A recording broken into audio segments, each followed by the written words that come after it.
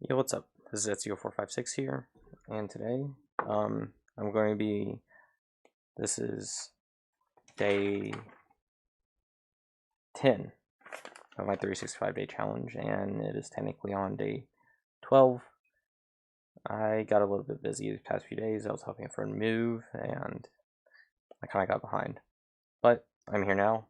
So, today, I'm going to be doing a review over all the FNAF games, or at least all the ones that I can remember. So, before we begin, um, for all the games that have like the different challenging modes and stuff like that, I've only gotten up to the point where it's close enough to 420, but I haven't actually completed 420, so I can't really give my opinion on the 420 modes and all that jazz. Another thing is there are some games that I haven't played or haven't played much of, and those are the VR games, the phone game. So there was a mobile phone game. I don't know if it's still around, but I haven't played that. I think I opened the game like once, but it wasn't like optimized well, I think, and I just didn't like it. Next is Ultimate Custom Night. I've played a little bit of that, but um, I haven't played enough to give a valid opinion on it. Like it's definitely challenging, but like there's also a lot of stuff. And then we got Pizzeria Simulator. I played a little bit of that. I already know what happens at the end of it. I will say it does have some, like, one of my favorite story moments in the games. But as far as that, I'm not going to give a rating to them because I haven't played them enough. But anyways, after all that, let us begin. So, another thing, sorry, it just came into my head. I'm going to be basing these out of a score of 1 out of 10, like I said before. If it is a 10 out of 10, that does not mean that it is the perfect game. I'm not saying that. I am saying that the 3 different subcategories are 3 out of 3, and that makes it 10 out of 10. So, anyways, let's begin. So FNAF 1, everything's going to be 2 out of 3, so that means it's going to be a 6 out of 10. That does not necessarily mean it's bad, it's just average. The playability in that game is simple, but you can only do so much. You can only move the mouse left or right, pull up the cameras, change cameras, close doors, turn on the lights. That's it. Now, another thing that plays into the playability is the difficulty of the game. It's generally difficult until you get a 420, and then it's pretty difficult. But in general, it's just 2 out of 3. Story, well, if you even remotely know what FNAF is, you know the story is a bit jank. Especially right now, you don't know what's canon, you don't know what isn't canon.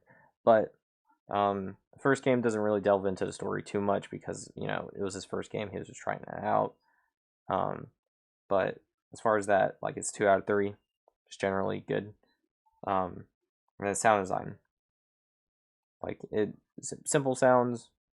It's got scary sounds, stuff like that. Anything that a horror game just generally needs. So yeah, that's just a decent game. Second and third games are basically the same rating, 6 out of 10, except FNAF 3. FNAF 3 is way easier than the other games. So I gave it its playability score a 1 out of 3. So that makes it a 5 out of 10. FNAF 4 is going to be the first 10 out of 10. I love the playability in the game. Moving, like, instead of like being stuck like in an office, moving like left to right, you can actually move around. It's not completely open world, but I'm gonna say it's semi-open world. It is definitely difficult to get used to, I will say, but I think it is a nice challenge. Story, that is the first game where you actually are introduced to the Bite of 83 and all that jazz. So it's actually like a big conglomerate of story packed in one game. Like it kind of answers a bunch of questions, but then it also creates other ones, like the infamous lockbox. Sound design, really good sound design. Being able to have a key factor in the game be listening in the doors for breathing and like hear their like little pitter patters like scooting around. We hear them running around. Like I think that's pretty cool. And then their jump scares. Their jump scares.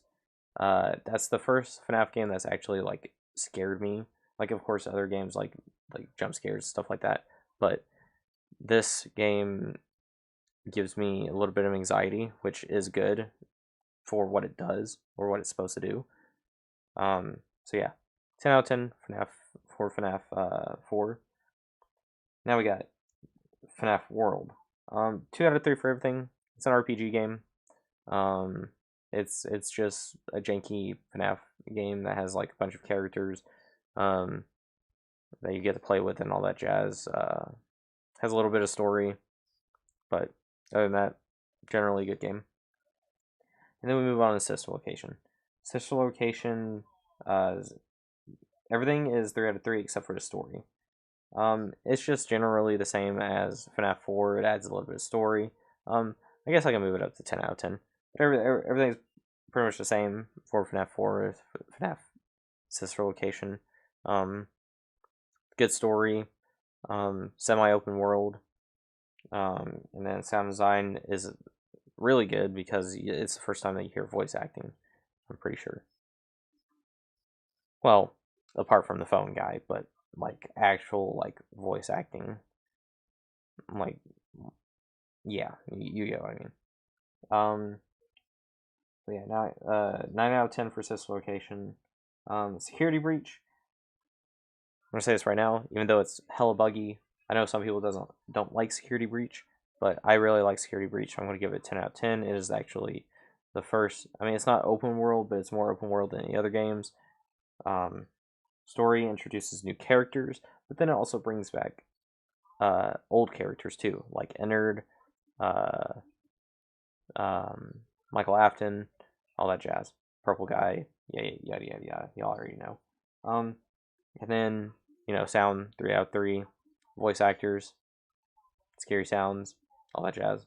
Generally good game. 10 out of 10.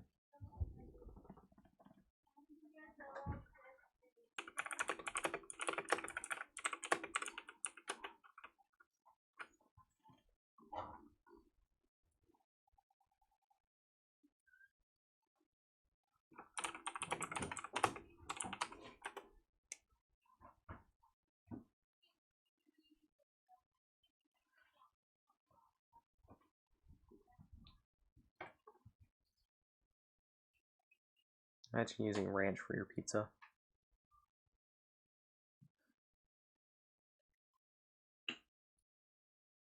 It's quiet. Are you not talking to anyone? Alright, now I don't know. I want to hop on Minecraft and play a little bit of Minecraft on the Grass MP. Oh, my Grass MP. Mm-hmm. What's that? Browser server? Yeah. Does he have like a public server thing? Well, semi-public. You need to be whitelisted. Just for coming up with amazing names for your school. I mean, honestly, you probably could get whitelisted. I don't know these people, man. I'm not gonna hop onto a random server.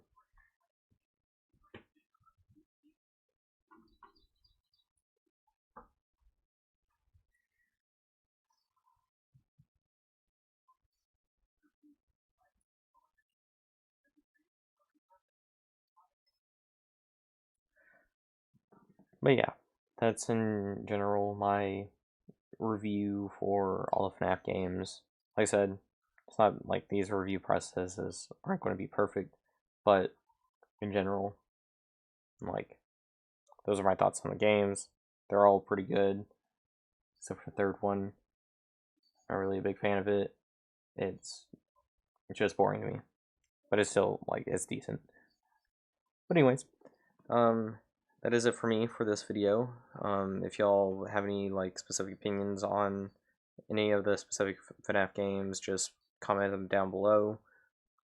And yeah, if you like this video, just give it a like, subscribe, all that jazz.